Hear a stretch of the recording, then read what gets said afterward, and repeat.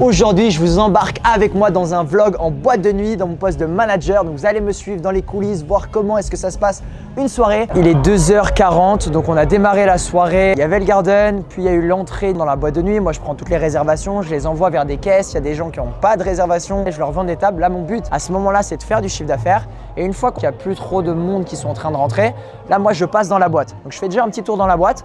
Je regarde un peu comment se comportent les gens. Je regarde s'il manque des choses sur des tables. Et après, je vais aller voir les gens que je connais pour fidéliser la clientèle. Je m'assure qu'ils aient besoin de rien. Je vais rigoler avec eux, etc. C'est toujours très sincère. Mais je sais que ça va peut-être les pousser à prendre un envoi. J'essaye de lier ces relations avec les gens. Après, je vais aller voir le staff, vérifier que tout va bien avec l'autre manager, Rémi. Et puis voilà, c'est parti. On va essayer de faire des belles ventes ce soir.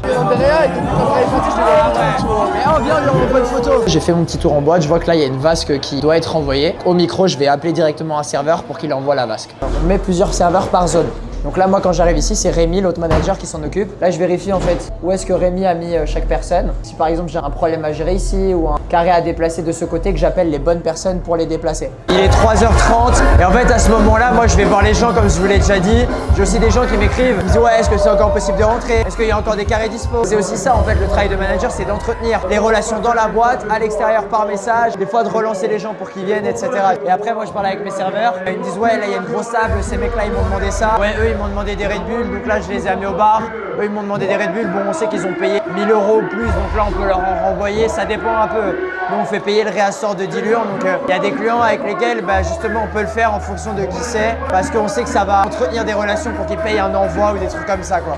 On est en train de préparer un envoi. Donc, ce qui est important sur l'envoi, déjà, on calcule, on doit annoncer le prix. Et après, il y a toute une organisation à faire. C'est savoir combien on aura besoin de serveurs. Donc là, on a un lingot. Donc, on sait qu'on a 2 personnes qui vont devoir porter le lingot. On a une personne qui va devoir porter le panneau. On a une personne qui va faire le passage. Il faut compter la personne qui va être dans le carré. Donc ça, c'est toute une organisation. Il ne faut pas se louper. Besoin de Samy ou pas? Tu prends qui? Non, j'ai pas besoin de Samy. Ok, tu prends 2 gars. Tu mets Jado. C'est combien? 41.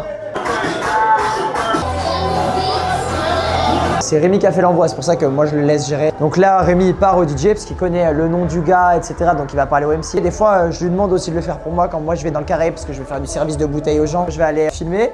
Comme ça va faire des petites vidéos pour les réseaux. C'est pas moi qui fais l'envoi, donc moi je vais pas directement parler au client, c'est pas pareil. J'ai eu le patron au téléphone, il m'a demandé d'ouvrir le toit. C'est-à-dire qu'on a un toit qui peut un peu s'ouvrir. Enfin pas tout le toit, mais des parties dans le toit et ça met un peu d'air dans la boîte. Là, moi, j'ai dû aussi vendre un réassort de canettes de Red Bull à 100 € pendant la soirée. En plus de la vente des envois, de parler avec les clients, on fait aussi tout ce qui est réassort papier aux toilettes. On revend des Red Bull, des trucs, etc. Et on réfléchit à chaque fois de quelle manière est-ce qu'on peut faire en sorte que la boîte, elle fasse plus d'argent ou qu'elle en économise. Voilà, c'est des petits trucs à faire, mais ça fait partie aussi de notre travail.